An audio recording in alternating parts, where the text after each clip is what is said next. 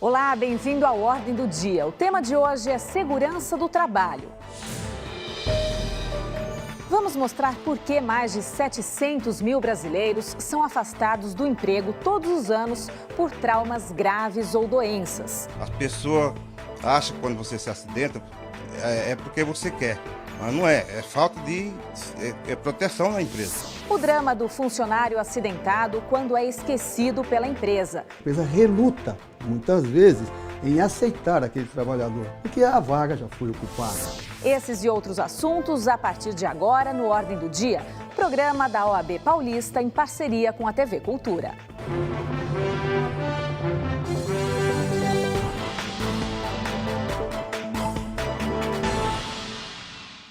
Aposentadoria precoce, sequelas, tratamentos psiquiátricos, situações que marcam vítimas de acidentes de trabalho. O Brasil está entre os 4 países que mais registram acidentes e mortes de pessoas no desempenho das atividades. E mudar essa realidade exige fiscalização, ações preventivas e educacionais, além da conscientização do funcionário.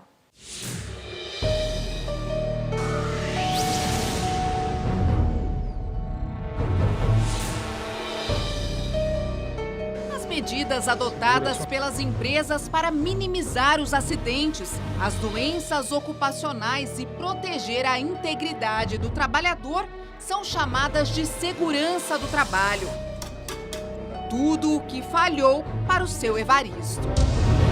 Em novembro de 1990, ele trabalhava numa fábrica e manuseava o torno mecânico quando se cortou. O dedo do operário precisou ser amputado e a aposentadoria veio cedo, por invalidez. Se tivesse uma ferramenta que eu pudesse pegar, um rodo, alguma coisa de ferro que eu pudesse pegar com ele para não ter que pôr minha mão, com certeza não tinha acontecido isso. Segundo a OIT, a Organização Internacional do Trabalho, mais de 2 milhões de pessoas morrem a cada ano em acidentes e também por doenças relacionadas ao trabalho.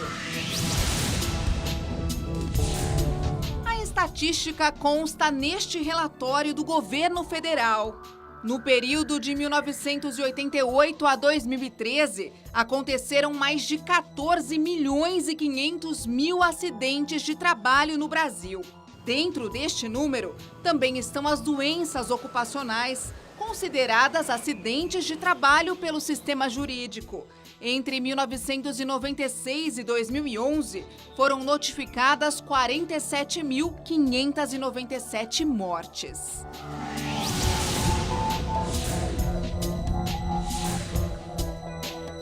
A Associação de Magistrados da Justiça do Trabalho alerta que o Brasil registra mais de 700 mil acidentes de trabalho por ano. Em 2015, foram 704 mil ocorrências, que provocaram 3 mil mortes. São números de guerras. Somos o 4º país do mundo onde mais acontecem acidentes, atrás apenas da China, Índia e Indonésia. Alguns setores são considerados de alto risco: a construção civil, o transporte e a reparação de veículos automotores.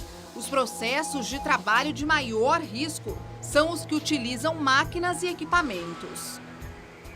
Vários fatores contribuem para o grande número de acidentes e mortes: a rotatividade da mão de obra, a existência de máquinas obsoletas, o excesso de jornada. Algumas pesquisas indicam que os riscos aumentam depois de longos períodos, quando o trabalhador já está fazendo hora extra e o corpo está cansado. Tudo isso custa caro para a saúde e também para o Estado: 71 bilhões de reais por ano. Hoje em dia que nós estamos falando em déficit da Previdência, então quantas pessoas não são afastadas, deixam de produzir, deixam de ser úteis à sociedade, muitas das vezes precisam ficar gozando de um benefício previdenciário para isso, ou até perdem as suas vidas por causa disso. Então a gente tem que ter uma visão mais integradora, baseada na boa-fé. De forma alguma, a finalidade do direito do trabalho é penalizar as empresas, mas é que todos têm uma vida decente, é que todos tenham segurança. A legislação brasileira possui 36 normas que tratam da segurança nas profissões e devem ser cumpridas por empresas públicas e privadas. Uma das mais polêmicas é a NR12, o documento que especifica a segurança em cada ramo da atividade industrial. As exigências para cada segmento aumentaram de 40 para 340. Detalhes que, segundo os representantes da indústria, encarecem os custos dos equipamentos em pelo menos 15%. A questão do custo é relevante. Existem máquinas que, para serem adequadas, custarão mais do que máquinas novas, mas o custo não é o primordial na revisão da norma. Nós queremos razoabilidade na revisão, que haja uma adequação, que a NR seja revisada, porém com proporcionalidade, razoabilidade, que traga ao empresário um tempo, um conforto e que traga segurança na hora de cumprir. Porque, além do custo, a norma traz uma grande insegurança jurídica. Há dispositivos de interpretação do fiscal de acordo com seus princípios, que podem não ser os mesmos em São Paulo e no Rio Grande do Sul, por exemplo. No Brasil, a lei exige que as empresas tenham equipes de segurança do trabalho, compostas por médicos, enfermeiros, engenheiros e técnicos. São eles que organizam programas de prevenção, treinamentos e fazem laudos técnicos. A fiscalização das medidas de segurança cabe ao Ministério do Trabalho e Emprego, quando as irregularidades têm níveis mais graves e colocam em risco a saúde e a vida dos trabalhadores, as empresas podem ser embargadas ou interditadas. A questão da saúde e da segurança tem que ser prioridades vitais. É uma coisa que você deixa de investir agora e é muito pior depois. Então, na verdade, esse investimento em saúde e segurança do trabalho, ele gera benefícios para a vida humana, só por isso ele valeria, mas ele protege também a questão da produtividade do trabalho, da eficiência. Só que muitas vezes ainda fica a ideia errada de que o investimento não vale a pena. No caso do seu Evaristo, a fábrica não forneceu nenhum apoio. As pessoas acham que quando você se acidenta é porque você quer, mas não é. É falta de proteção na empresa. E os empresários não querem investir. E aí quem sofre é você, porque depois ele não quer saber do teu problema.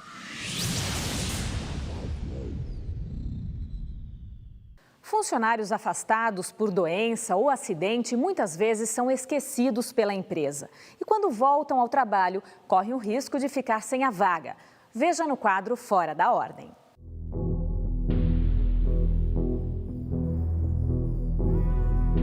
Durante 5 anos, Rose erguia e abaixava o braço cerca de 3.000 vezes por dia para acionar uma alavanca na metalúrgica onde trabalhava em Barueri, na Grande São Paulo. A repetição do movimento provocou tendinite e bursite. Por causa da dor, ela se afastou do trabalho de 2009 a 2012. Chegou até a fazer uma cirurgia. E aí eu tive que procurar médico, né? Comecei a fazer um tratamento. Foi aí onde que eu saí para mim pro INSS, porque eu não estava aguentando, o médico me afastou.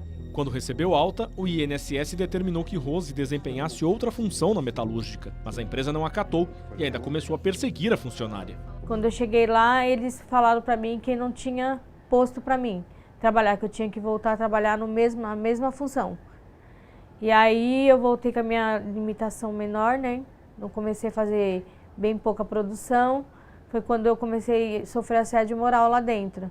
O encarregado lá, o chefe não falava comigo, mandava recado para terceiros, chamava de aleijada. Orientada pelo médico do trabalho a pedir demissão, ela decidiu procurar um advogado, que moveu processos contra a empresa e o INSS. A empresa não vai simplesmente deixar aquela função parada no aguardo do trabalhador. Normalmente a empresa substitui aquele trabalhador que está afastado por um outro que ocupa aquela função. O que a empresa faz? A empresa reluta, muitas vezes, em aceitar aquele trabalhador, porque a vaga já foi ocupada. Por não poder exercer a função pré-determinada, Rose foi afastada da empresa. Ficou sem salário, mas não houve baixa na carteira. O trabalhador fica nesse limbo. O trabalhador acredita que ainda está sendo mantido o seu contrato de trabalho. Sem dinheiro, porque ele não está recebendo nem salário, nem auxílio-doença. No Brasil, 1.600.000 pessoas recebem auxílio-doença, uma conta de 23 bilhões de reais ao ano. O auxílio pode ser acidentário, quando está ligado ao trabalho, ou previdenciário, sem relação com a atividade profissional. Recentemente, o governo determinou a revisão de 840 mil benefícios pagos há mais de 2 anos. Para este advogado, isso deve provocar uma avalanche de novos conflitos. E é previsível que muitos, milhares desses trabalhadores vão ter o seu auxílio-doença cessado e, evidentemente, vão buscar o retorno ao emprego e com grande possibilidade de se deparar com esse problema. Isso vai se tornar um problema agudo em razão dessas altas que o governo procura fazer com a população previdenciária em geral, tanto aqueles que recebem o auxílio-doença, como também os aposentados por invalidez. É uma situação preocupante.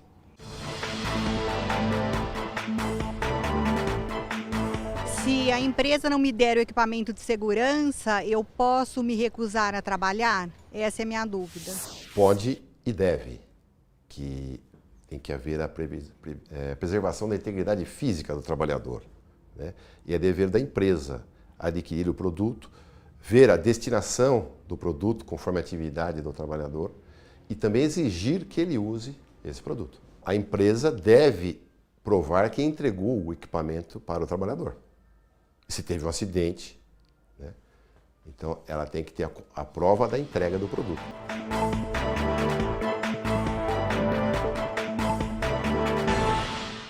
É como se fosse uma Olimpíada com as empresas tentando bater o próprio recorde. A marca a ser alcançada é o de maior número de meses sem acidentes de trabalho. Muitas conseguem e se tornam um exemplo de sucesso.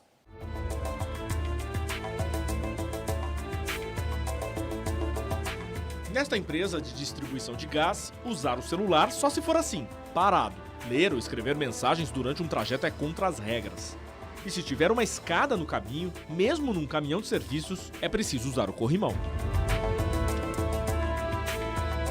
Segurança aqui é coisa séria. Com 21 anos de empresa, o José Aparecido não esquece nenhum equipamento de proteção individual, o EPI. É uma coisa que a gente jamais deixa de lado ou no esquecimento. Nós estamos sempre monitorando a respeito de segurança e um parceiro, um colega, cuidando do outro, para que nada de errado aconteça. No atendimento das emergências, agilidade e segurança caminham juntas. Tudo começa com a sinalização do local, né, que isolamento de área, que garante a segurança de terceiros e também da nossa equipe.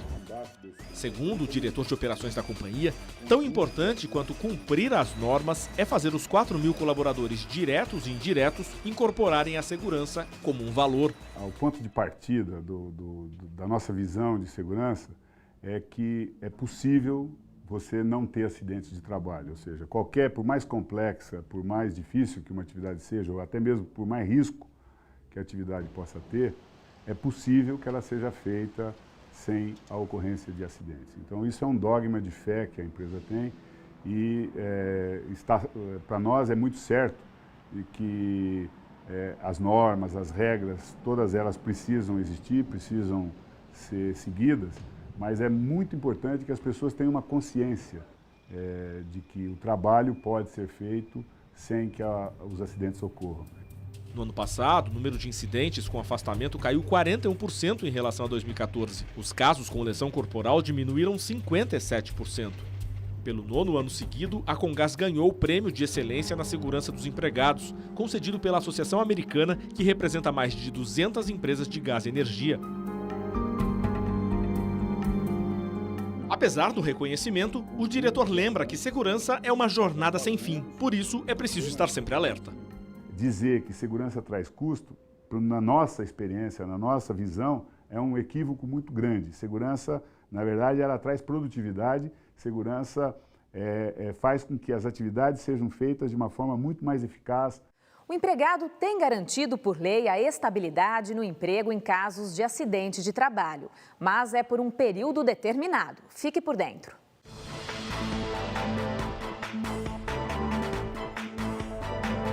O trabalhador segurado pelo INSS, Instituto Nacional do Seguro Social, que sofre um acidente durante o serviço, tem garantida por pelo menos 12 meses a manutenção do seu contrato na empresa. Para ter direito ao benefício, é preciso ter tudo documentado.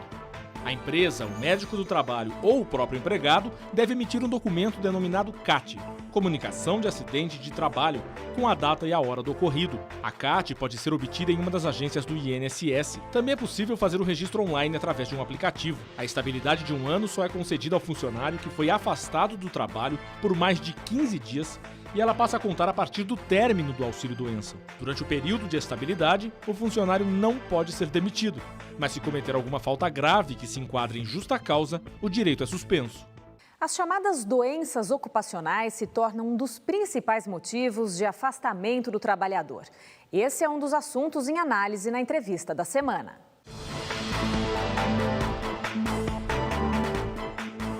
Nosso entrevistado de hoje é o Dr. Oscar Alves de Azevedo. Ele foi presidente da Associação dos Advogados Trabalhistas de São Paulo, entidade da qual é conselheiro, e é também conselheiro da Seção Paulista da Ordem dos Advogados do Brasil. Doutor, o Brasil registra por ano 700 mil acidentes de trabalho. É o 4º país em número de ocorrências no mundo. O que explica esse quadro dramático? O Brasil é um país, vamos dizer assim, em desenvolvimento, um país emergente. E tudo isso reflete, inclusive, nas condições de trabalho. Evidentemente que países mais desenvolvidos têm uma preocupação maior com a segurança no trabalho, com a prevenção de acidentes. Mas eu acho que o que agrava muito isso é que o Brasil, por exemplo, não tem atualmente uma atuação eficiente, por exemplo, dos órgãos de fiscalização. Forçam que as empresas cumpram os protocolos e as normas de segurança do trabalho. Por exemplo, o programa de controle de saúde ocupacional, que toda empresa é obrigada a ter. Seria correto dizer que também da parte do trabalhador há uma cultura que resiste ao uso de equipamentos de proteção? É inegável que a educação do trabalhador impacta na sua segurança. E essa atitude, às vezes, refratária de alguns trabalhadores em utilizarem esses equipamentos de segurança de forma racional, permanente, em favor da sua própria segurança, existe. Quem paga a conta direta e indiretamente pelos acidentes de trabalho ou até por um trabalhador que se torna inválido por toda a vida? Os custos do acidente de trabalho, primeiro, os custos sociais são elevadíssimos. Estima-se que o INSS desembolse por ano cerca de 40 bilhões de reais com benefícios, com atividades de readaptação do trabalhador, com próteses, etc. As empresas também, estima-se que tem um prejuízo da ordem de 15 bilhões de reais em função dos acidentes de trabalho e das doenças ocupacionais. E as famílias também custeiam essas despesas, porque nem sempre essas despesas são integralmente abrangidas por esses dois segmentos, quer dizer, pela Previdência e pelos empregadores. Tem crescido muito o número de trabalhadores que pedem afastamento por causa de doenças de fundo emocional, como depressão, síndrome do pânico. A Justiça tem reconhecido a relação entre essas doenças e o trabalho e é difícil provar essa relação de causa e efeito? Em primeiro lugar, é preciso sempre verificar se quando o trabalhador está afastado do trabalho, se essa sintomatologia, por exemplo, diminui. Em muitos casos tem reconhecido. Eu acho, a meu juízo, ainda um pouco timidamente, os valores das indenizações e a deficiência também de não ter um quadro permanente de peritos especializados que possam aferir isso. Porque o juiz, nessas questões, até por força de lei, ele é obrigado a se valer de um profissional que vai lhe dar um parecer. E esse parecer, na maioria das vezes, ou na imensa maioria das vezes, conduz à decisão do juiz. Meu nome é Pedro e eu queria saber se eu sofrer um acidente indo para o trabalho, isso se configura como acidente de trabalho? Configura, sendo o trajeto empresa-residência, residência-empresa e o tempo de percurso normal a essa finalidade. Pode acontecer também, a jurisprudência já tem aceito, o trajeto empresa para a escola, para um curso que o funcionário esteja fazendo ou um treinamento da empresa, por exemplo. Já é pacífico nesse sentido. Mas se o trabalhador estiver indo para outro lugar, que não seja a residência ou, no caso, a escola, aí pode não configurar o chamado acidente de trajeto.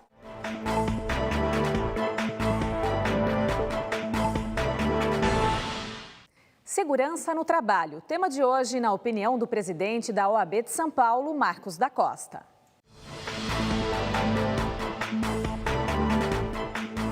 O desemprego no Brasil está crescendo e passa de 10% da população, indicam pesquisas divulgadas nesse mês. Esse é um dado para ser levado em consideração quando se fala em trabalho precário, porque se na ânsia de obter alguma ocupação, muitos trabalhadores podem acabar aceitando atividades sem prestar atenção às suas condições. O Brasil tem normas que visam aumentar a segurança do trabalhador. Sejam polêmicas ou não, nenhuma dessas regras pode abrir brecha para insegurança jurídica. Se há o risco de serem interpretadas de forma diferente no Norte e no Sul, seja por fiscais do governo ou pelo próprio empregador, o grande prejudicado, no final das contas, será o trabalhador. Se há necessidade de ajustes e de diálogo entre o governo que fiscaliza e as empresas que cumprem as normas, fica o apelo de que não se perca de vista a garantia da saúde humana. O papel da OAB de São Paulo, como defensora da cidadania, é chamar a atenção para esse debate, avançar cada vez mais no campo da segurança do trabalhador, livrando-o das consequências da exposição de anos a fio em ambientes insalubres, vai ajudar a criar um ambiente mais saudável, o que sem dúvida refletirá imediatamente na produtividade e eficiência do país. Como nação que avança, essa deveria ser a linha de pensamento.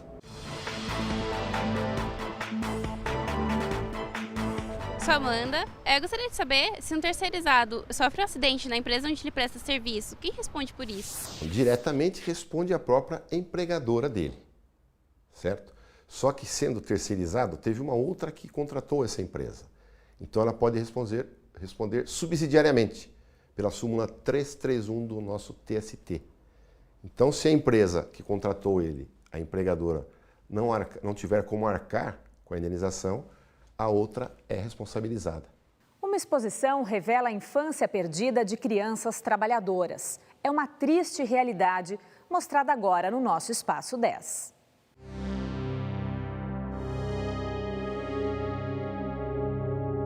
No lugar da brincadeira, a responsabilidade de um adulto. A OIT, Organização Internacional do Trabalho, estima que cerca de 168 milhões de crianças em todo o mundo são exploradas na agricultura, indústria e comércio. A Constituição brasileira proíbe qualquer tipo de trabalho aos menores de 16 anos, salvo na condição de aprendiz a partir dos 14. É esta realidade invisível que a exposição itinerante Um Mundo Sem Trabalho Infantil quer retratar.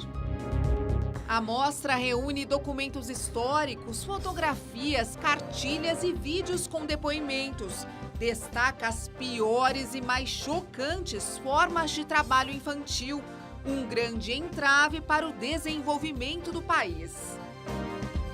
A exposição Um Mundo Sem Trabalho Infantil é promovida pelo Programa de Combate ao Trabalho Infantil e Estímulo à Aprendizagem da Justiça do Trabalho, em parceria com a Comissão de Documentação do TST, o Tribunal Superior do Trabalho.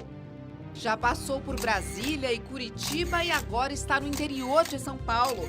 Ficará até 2 de outubro na cidade de Presidente Prudente. Primeiro no Fórum Trabalhista e depois no Centro Cultural Matarazzo. E o Ordem do Dia de hoje está terminando. Marcamos um novo encontro para a semana que vem, sempre com um tema diferente. Ordem do Dia, programa que une a TV Cultura e a Ordem dos Advogados do Brasil, Seção São Paulo. Tchau e uma boa semana.